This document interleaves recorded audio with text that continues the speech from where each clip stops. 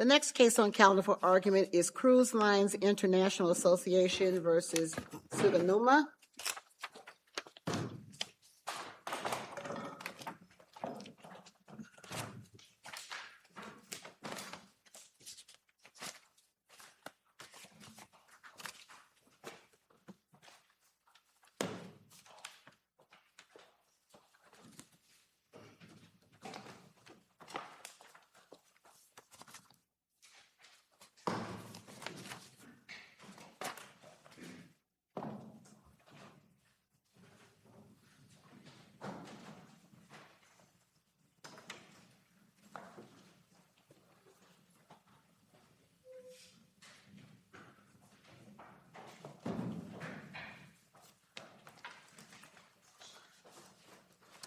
Please approach counsel.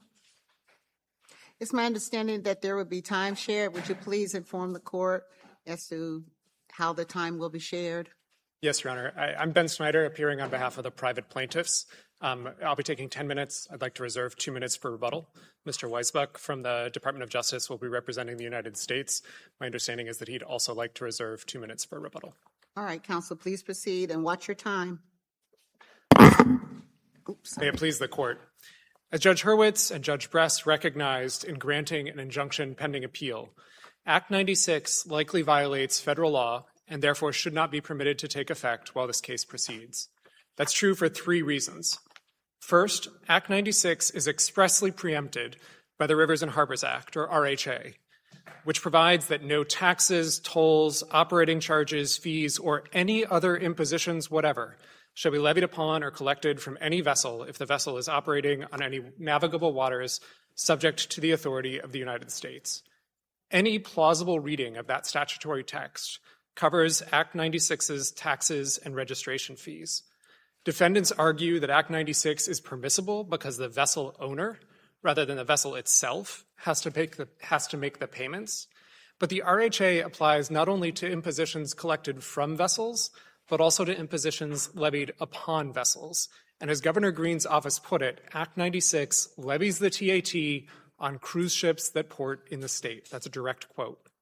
No, counsel, not to put too fine a point, because it seems a little bit like the tail wagging the dog here, but I understand the argument on the tax. The registration fee, I'm less clear on. I don't understand why the registration fee necessarily violates or conflicts with the RHA, because it doesn't seem to be, tied to passengers necessarily. So under the RHA, the registration fee doesn't need to be tied to passengers in order to be preempted. It's sufficient that it's tied to a vessel. And the registration fee is specific to each vessel. It's actually specific to the size of the vessel. So there's a separate registration fee. I mean, I agree with you. This is not the big bucks issue, but the registration fee for transient accommodation with more than 6 units is $15, whereas the registration fee for a smaller accommodation is less. So this is very specifically tied to the size of the vessel and the vessel itself. And we think that the RHA just makes the case. You say RHA says no tax. No tax means no tax. They couldn't do a $5 license fee for any just any vessel if they didn't grade it,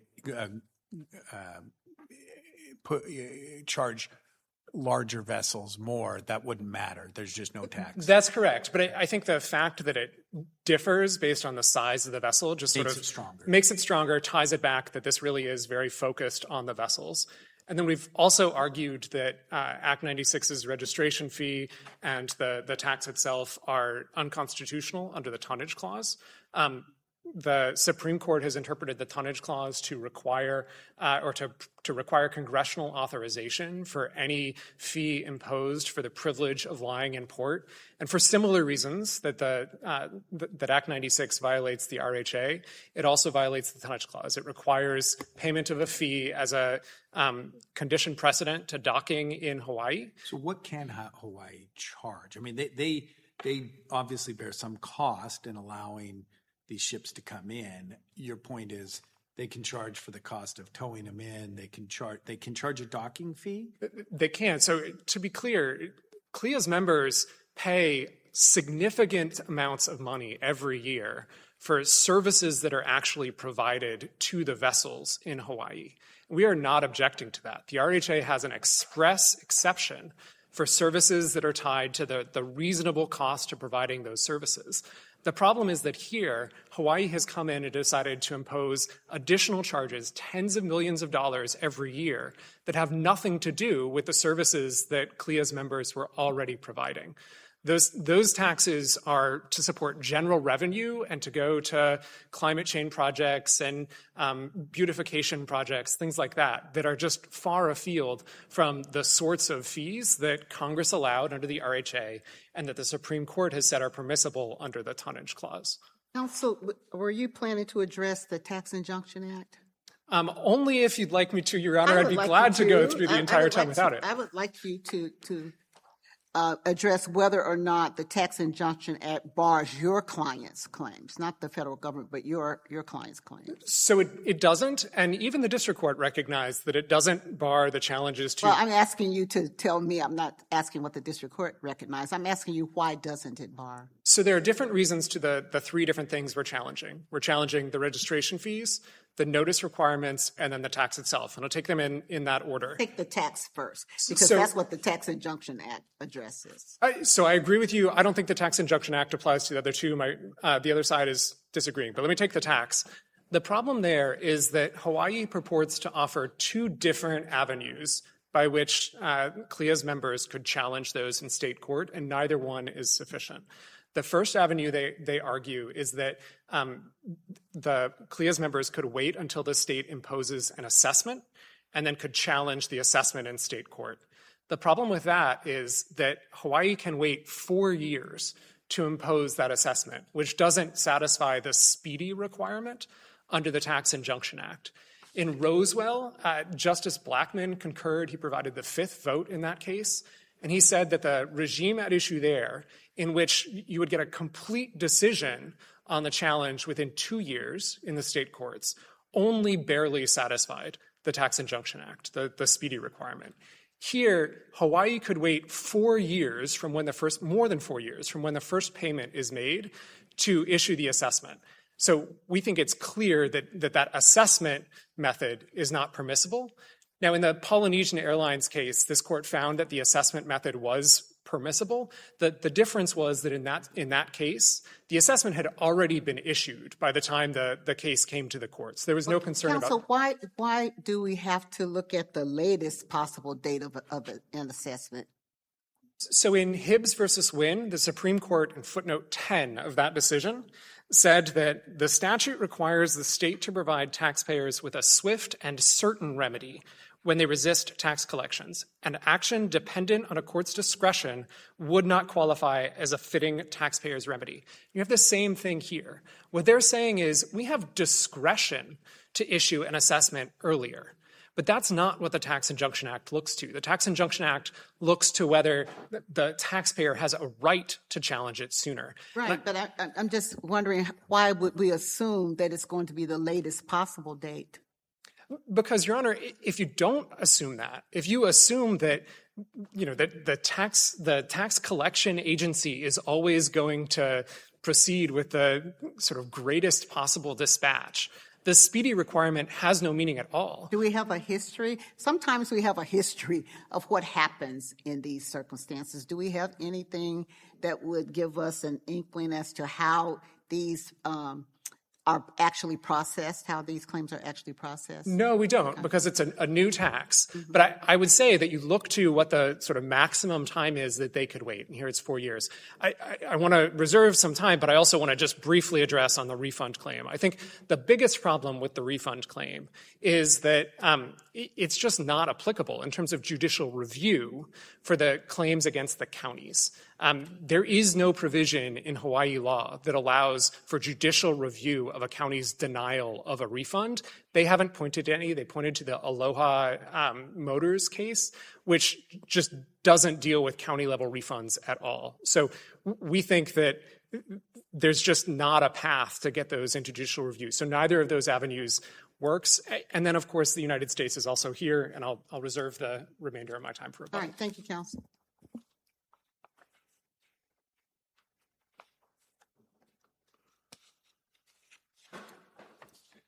May it please the court, Mike Weisbuck for the United States. As Mr. Snyder said, I'd like to reserve 2 minutes. I'll start with jurisdiction, although I think it's pretty clear for the United States. We have a robust view of our general standing to vindicate the supremacy of federal law.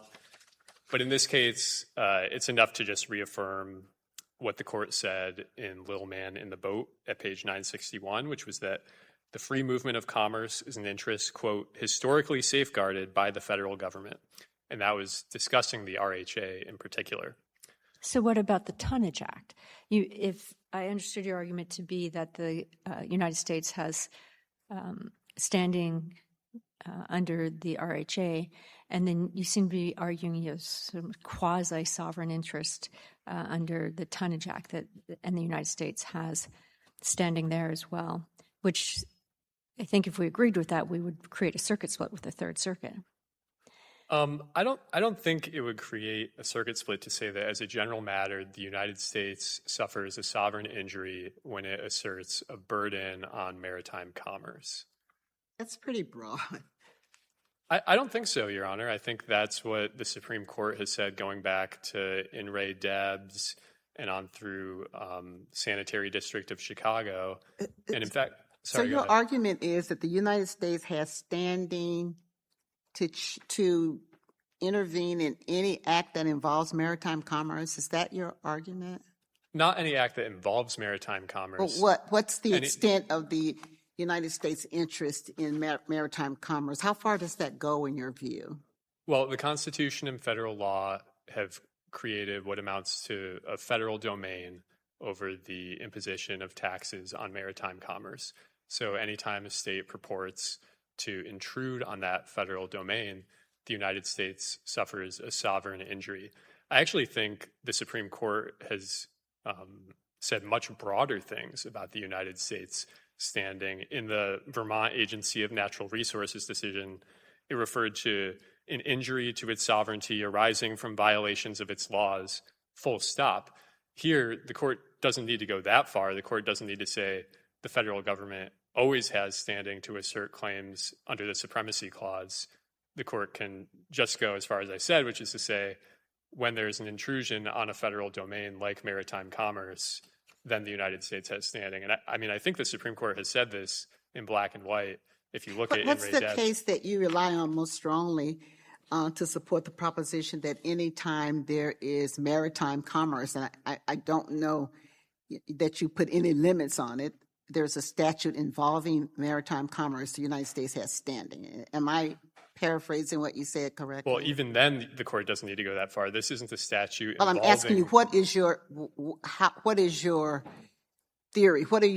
If we were to write this opinion, what would we say about the United States standing in terms of maritime commerce? How would we phrase that from your view? I think you could write a broad opinion, but if Judge Rawlinson, if you're suggesting you'd rather write a narrower No, I'm not opinion, suggesting anything. I'm just asking you, what is your position right, on the outer boundaries of the United States standing vis-a-vis maritime commerce? I'm just asking you what your opinion is, what your theory is. How far does it go? What would we say? We would say the United States has standing when... The United States at least has standing to assert its sovereign power to regulate commerce and control navigable waters within its exclusive jurisdiction. And that's exactly what Sanitary District of Chicago Justice Holmes said. So our standing is at least that broad, and that's exactly the theory of standing that we're asserting here. Do we need to go any further than the taxing authority here? I'm sorry? Do we need to go any further than the taxing authority? I mean, you're asking us, I think maybe what's confusing us is the only question here is a tax, right? Correct. So why don't we just say the United States has authority to get involved in a tax that violates federal law? I think you could absolutely, that would be an alternative framing. Okay. Absolutely. Were you going to suggest that we not reach the tonnage clause, that we just decide this based on the RHA? I think you can just decide it based on the RHA. The RHA has the benefit of having a very clear and very broad textual prohibition on any impositions, whatever, imposed by any non-federal interest. And to the court's question in the order last week, I think that's clearly an express preemption provision. The reference to any non-federal interest unambiguously preempts covered state and county taxes. And then the RHA also has the benefit of enumerating exceptions, none of which Hawaii argues apply here. So I think it's a clean way to resolve this. Could it be field preemption, or do the exceptions negate the idea that it would be field preemption? That's a good question. I think I would characterize it as express preemption that almost has the feel of field preemption because of how broadly the general prohibition is worded. Any vessel, any imposition, whatever, any navigable waters, any non-federal interest. But those exceptions do carve out narrow categories where state laws are permitted. So I think whether you want to apply the label of field preemption, it's very broad express preemption and broad preemption that doesn't leave any room for Act 96, because this is a imposition on vessels, as I think everyone in Hawaii understood until this litigation. And it's not interfering with any federal taxation scheme, though, is it? well, it's interfering with the uniformity of federal control over maritime commerce. Right, but my question was more specific. Is it interfering with any federal taxation scheme? I'm not aware of a direct conflict with a separate federal taxation scheme, but that would just be an additional basis for preemption. I'm just trying to get what your argument is. Right, that would be a separate basis that that Act 96 is preempted. But we don't have that here. Twice over. No, what we have is preemption based on the RHA and the tonnage clause. So I guess that would be 3 times over if there was another tax regime that this conflicted with. But one point I want to make about how this tax actually works in practice, because I think it's important, it confirms that this is an imposition upon a vessel, is that when you look at a cruise fare, what is actually being taxed, a significant chunk of that cruise fare goes towards interstate maritime transportation.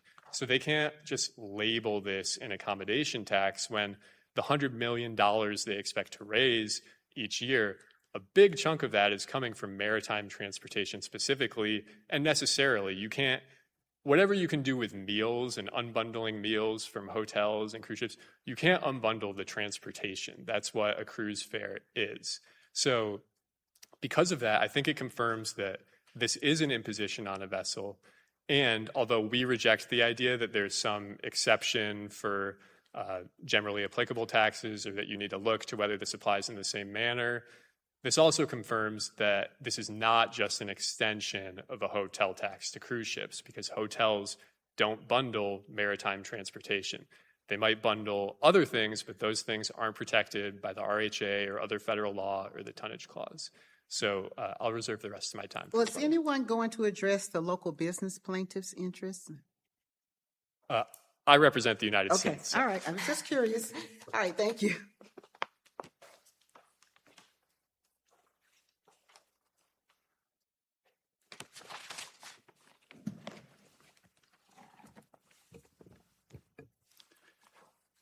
Good morning, Your Honors, and may it please the Court. Andrew Teo for the state and county defendants.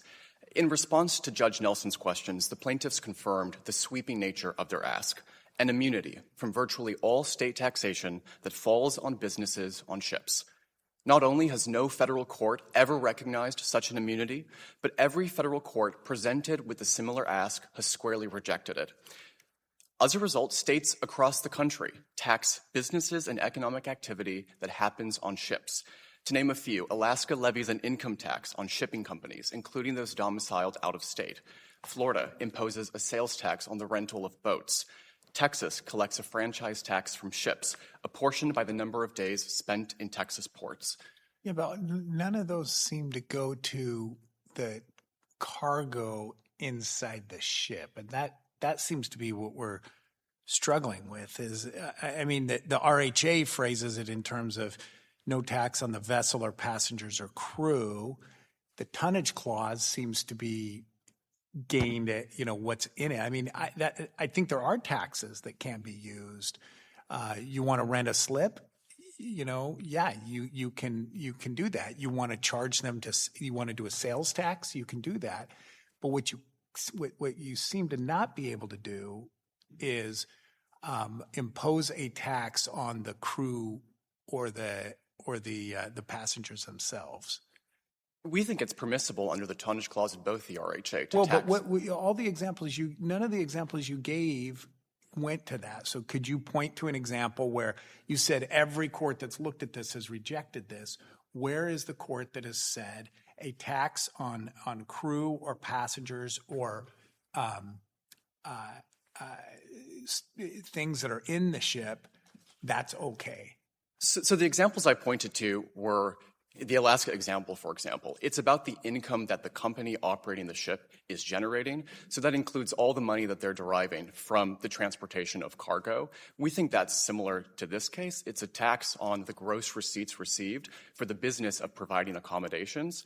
As to your comment specifically about crew, federal law allows income taxes to be levied against crew members. We think the plaintiff's reading of the RHA would read that out of the federal statute. This is a tax imposed on the business of providing short-term accommodations. So it's similar to an income tax levied against a business that happens to be on water. And the Supreme Court has upheld those types of taxes. Now, granted, they weren't brought as tonnage clause challenges. Typically, they're commerce clause challenges because the question is whether there's a sufficient nexus between the economic activity that's happening on the ship and the taxing jurisdiction. But that's a question that's considered under the tonnage clause framework, under the commerce clause framework, not under the tonnage clause. So I'd point the court, there was a 1936 decision, Matson Navigation Company, and the state of California was imposing an income tax on Matson, a cargo shipping company, and the court upheld that under a commerce clause challenge. I'd also point the court to Alaska versus Arctic Maid. It's a 1961 Supreme Court decision, and the court upheld a tax against the business of freezing ships. They were used for fishing outside of Alaska's territorial waters. And one of the arguments that the plaintiffs raised there is that part of what we're doing is interstate commerce. We're moving we're moving fish interstate. Not all of this activity is happening within Alaska, and the court nonetheless allowed this tax to be upheld as assessed against the business of freezing ships. So we think the distinction that the tonnage clause is getting at is between a tax against the ship itself for the privilege of access to a port and a tax against the business activity that happens to be on the ship. This is a distinction that the court has drawn. So in the Wiggins Ferry Company case, the court upheld a license tax that was levied for the privilege of transporting passengers. So as a precondition for a ferry to be moving passengers in between states, a municipality was levying an income-generating, a revenue-generating tax against that business. And the court said that was permissible because— I'm sorry, I'm struggling with your distinction and want to make sure I understand your argument. You're suggesting that the tax is not on the business of operating the vessel. It's not on the business of operating a cruise ship. It's on lodging passengers temporarily? That's correct. It's tied entirely to the provision of short-term accommodations. So if I could provide an example that I think helps to illustrate— Well, but counsel, it's not. I mean, when you buy a cruise fare, part of what you pay is for the lodging, but there's a whole bunch. I mean, usually you're paying for all the food, all the service, all the games, all the shows, everything else. So it's not like a hotel tax where I go and stay at a hotel and I pay, $200 for the hotel night. I'm paying much more than that because there's so much else that's tied up in that cabin. Well, what's being captured by the TAT tax are all the mandatory charges that any transient accommodation provider passes along to the consumers. So if a land-based hotel is offering complimentary transportation services to and from the airport or around the island, that's being taxed. The land-based hotels have really elaborate resort amenities. The cost that a consumer is paying for that is being captured in the TAT, and the same is true for a cruise ship. Now, there may be different amenities that different providers choose to offer, but that doesn't defeat that the tax is being applied against the gross receipts for the provision of short-term accommodations. We think a similar argument could have been raised in Wheeling Transportation Company, where the Supreme Court upheld a property tax, a personal property tax, against all property within the jurisdiction.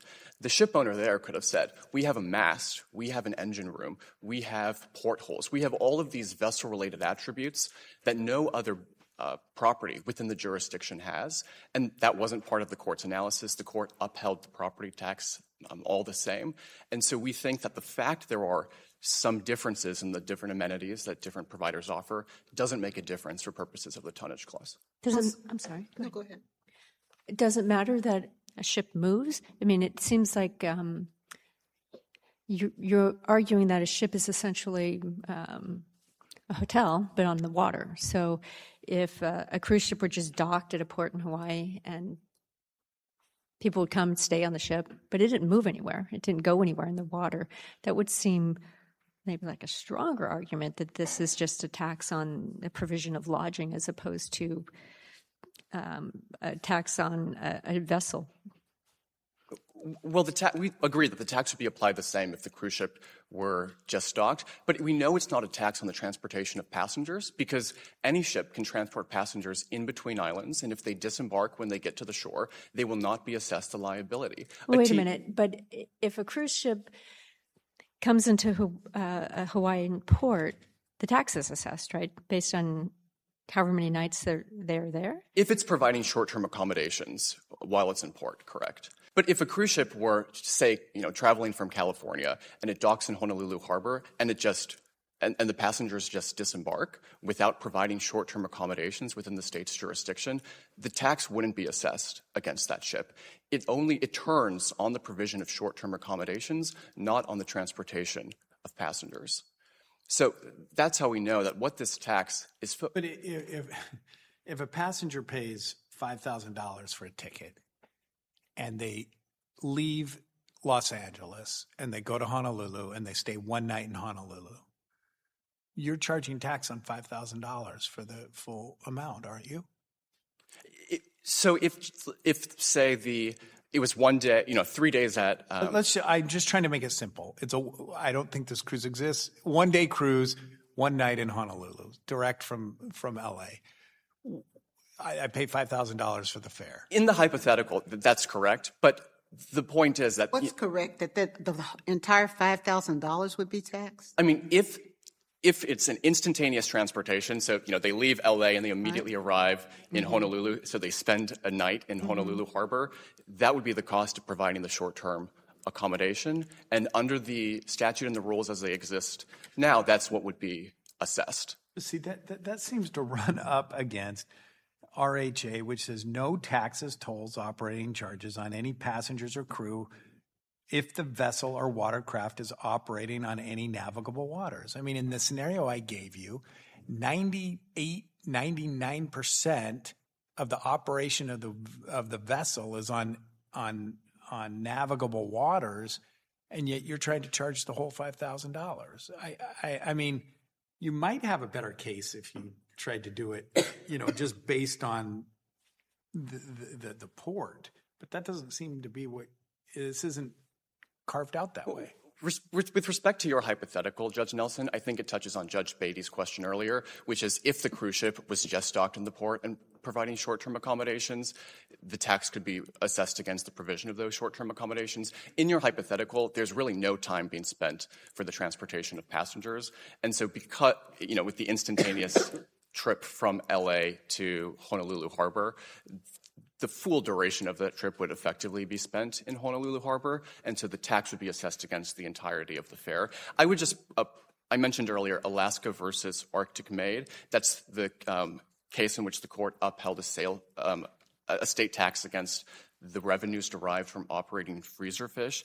And one of the arguments was that there was transportation being part of what was being taxed was the value of the transportation services. And what the Supreme Court said is, quote, part of the business is, of course, transporting frozen fish interstate. Yet it is plain that a freezer ship is much more than an interstate carrier. And the court upheld the tax even though part of the revenues derived from that were necessarily from the service that they were providing for transportation. So the question is, what is the core taxable activity? And here, the core taxable activity that the statute is targeting is the provision of short-term accommodations. And the fact that there are other amenities that may be offered doesn't change what the tax is being assessed against. Counselor, did you cite that case in your brief, Alaska versus Arctic May? We didn't cite that case, but it's discussed in North Pacific Fishing Company. Well, so I was this just is wondering because if you say that case is dispositive, I was curious why it wasn't cited in your briefs. Yes. So with that case, it's a Commerce Clause challenge, so it's not a Tonnage Clause challenge. We think that gets to a broader thematic point that we make in our briefs, which is the Tonnage Clause is just a single tool within the constitutional framework for regulating interstate commerce. So to the extent that there are questions about the apportionment of the tax and whether the tax is capturing activity that can be reasonably attributed to the state of Hawaii, we think that those are questions for the Commerce Clause framework. Well, that doesn't seem to comport at all with the. I mean, granted, the Supreme Court hasn't weighed in very often on this, but the Supreme Court seems to have I don't think I've ever read anything that the tonnage clause is coextensive with the Commerce Clause. So we don't think that it is, and we think that that's the point. The Tonnage Clause is intended to facilitate these broader goals of interstate commerce, but it's narrowly about particular fees that the framers wanted to prescribe, which are fees for the privilege of access to a port. And so if a fee is operating or a tax is operating for the privilege of access to a port, then that would be presumptively barred by the Tonnage Clause. But every fee assessed against a ship isn't a fee for privilege of access to the port. So the income taxes that I mentioned at the top, if there's a transportation company like Matson or another cargo company that has a connection to a state, that state can tax the income from that business, even though that entire income is derived from transportation services. So the question is not whether the tax is being assessed against the business, but whether it's being assessed against the vessel for the act of entering the port and docking in the port. But this isn't an income tax.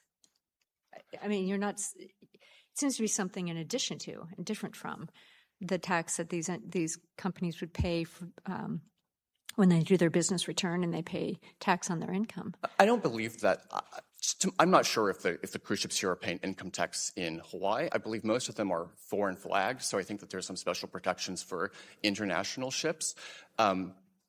But the point is that it's getting at the business activity. So we think an income tax and a gross receipts tax are similar in that they're targeting the business or economic activity that's happening on the ship, and that's distinct against a tax or a fee imposed against the ship itself. So this argument is what the district court accepted and cited State of Alaska versus North Pacific Fishing and Real Hooker Sport Fishing versus Department of Taxation. These two cases that the district court cited to draw this distinction and say, if you're taxing business, it's not the same as taxing the vessel. That's correct. We think that distinction is right, and we think that those two cases support it. Counsel, did you want to address the Tax Injunction Act at all? Sure, Your Honor. As applied to CLIA or the United Yes. States, I'm happy to. As applied to CLIA, I don't think the United States would be barred from its claims. Do you think the Tax Injunction Act would bar the United States claims? we do, Your Honor. Like we argue in our briefs, the United States doesn't point to any case that recognizes the categorical exemption from the Tax Injunction Act for the federal government. The rule is instead the federal instrumentalities doctrine. So where the federal government or one of its instrumentalities will be subject to state taxation, by virtue of sovereign immunity, they can proceed in federal court and circumvent the Tax Injunction Act's jurisdictional bar. But that exception has never been extended broader than that. So there's no case that any court has ever recognized this categorical exemption. The one case to have considered the issue is the County of Nassau case from ED&Y, and that court squarely rejected it. It called the proposition that the United States could have this categorical exemption remarkable. Plaintiffs in their brief cite to the Arkansas case, the United States cites the Arkansas case, where there is an isolated statement that where the United States is a party, the Tax Injunction Act doesn't apply. But the court very clearly cabineted its analysis, both preceding that and following that, to this federal instrumentalities doctrine. So the United States here is not going to be subject to the tax, so we think the Tax Injunction Act would apply. Yes, Your Honor. But I thought the United States' position was we have a sovereign right here because taxes that are done in violation of our sovereign authority are being taxed. Why doesn't that give it a right?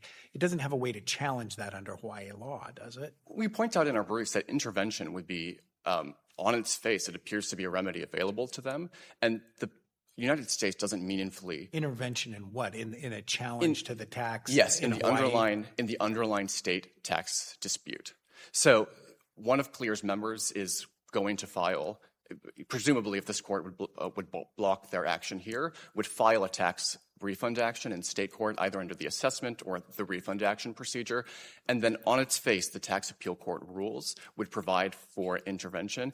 Plaintiff's only response is that, we reserve the right to make any arguments about any action below, including intervention, but that's not dispositive for the purposes of the Tax Injunction Act. In Air Polynesia, the state was actively contesting jurisdiction in the assessment procedure, and the court still held that action, that there was an adequate remedy in state court, even though there was. But have you have not withdrawn your right to oppose their intervention in state court, right? That's correct. But, in Air Polynesia, this seems a little hard to come in and say, oh, well, they have a right, but guess what? When they use that right, we're going to oppose it. Again, in Air Polynesia, the state was actively contesting jurisdiction in the assessment procedure and saying the remedy was closed to the taxpayer. Well, I just don't see how this is, what's the statutory term? Speedy, efficient, a plain, speedy, and efficient remedy for the United States to intervene in state court when you yourself, as a state, have said we'll oppose their intervention to begin with.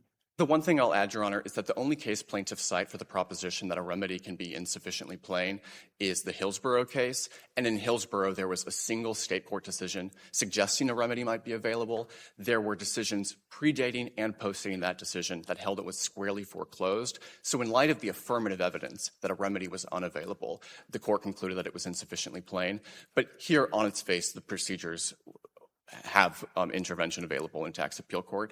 Judge Rawlinson, to your question about the Tax Injunction Act as applied to CLIA, their argument about the remedy being insufficiently speedy, you asked whether or not there were any examples of it being insufficiently speedy, and they say no because this is a new tax. The TAT has been assessed against hotels for decades. If there was any practice of this remedy being insufficiently speedy, they could have produced evidence here. It's plaintiff's burden to show. But the United States doesn't, they don't have to intervene in those cases, do they? Have they, as the United States, your position is because we have imposed taxes on land-based hotels and we've been able to do that that's been able to be challenged in a speedy way, that shows that the TIA precludes the United States action here. But my question is, the United States isn't ever involved in those cases because there isn't an equivalent RHA sovereign interest they're trying to defend, is there? I think your answer was talking about CLIA. Yes. It's not the United States. Yeah. I was discussing the Tax Injunction Act as it applies to CLIA. So for the speediness, it's plaintiff's burden to establish subject matter jurisdiction that includes the Tax Injunction Act doesn't apply. And here they just haven't made even allegations that the state is going to wait 4 years before the assessment is levied. I see that my time is coming to an end. Are there any other questions? Thank you, counsel. Yes. You want to wrap up? Yes, we just ask that the court affirm the district court's denial of the preliminary injunction. Thank you. All right. Thank you, counsel. Rebuttal?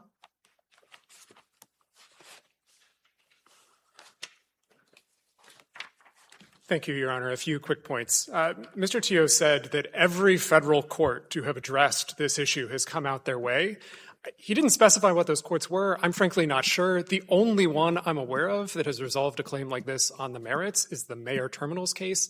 Mayor Terminals involved a tax on land-based property. It didn't involve a tax on vessels or the revenue from vessels or anything like that. So this sort of broad pronouncement, if you push past it. It just doesn't work. The best illustration of that is that when he went on to list cases, he identified a bunch of cases that are not cited in the briefs and that did not involve the tonnage clause or the RHA, which I think is a pretty strong tell that they don't have much to go on the things that are actually raised here. The other thing I didn't hear Mr. Teo talk about is the text of the RHA. The text of the RHA says that no impositions whatever may be levied on vessels. And as I pointed out in my opening, Hawaii has acknowledged time and time again that Act 96 levies taxes on vessels. So Governor Green's office, after the tax was enacted, said very clearly that I'm quoting, that Act 96 levies for the first time the TAT on cruise ships that port in the state. That is acknowledging a violation of the RHA. The existing TAT says, this is in section 237D-15B, it describes the transient accommodations tax as being quote, levied, assessed, and collected upon transient accommodations, close quote. That is, again, an acknowledgement that this tax is being levied on cruise ships. Judge Beatty, you asked about the Mayor Terminals case in the Third Circuit. As I suggested, I don't think there's any suggestion that there would be a conflict between a decision in our favor here and that case there, because that case didn't involve taxes on vessels at all. It was taxes on land-based property. That was the primary problem with the merits of that claim. Was that case addressing whether the plaintiffs were in the zone of interest of the statute? It does. So the case says that in order to come within the zone of interests of the RHA, the plaintiff needs to challenge injury because of a tax imposed on a vessel. It wasn't present there because the tax was being imposed on the marine terminals, the land-based property. Here it is being imposed because, as I just said, Hawaii has acknowledged that this tax is levied upon cruise ships. The final thing I'll say, and I apologize for running over my time, but is that my friend talked about income taxes and sales taxes. I think all of those, you don't need to discuss those. Those are worlds away from this one because none of those taxes speak specifically about imposing a tax for the number of days that a vessel spends in port. All right, Thank you, Counsel, Your I Honor. understand your argument. Thank you.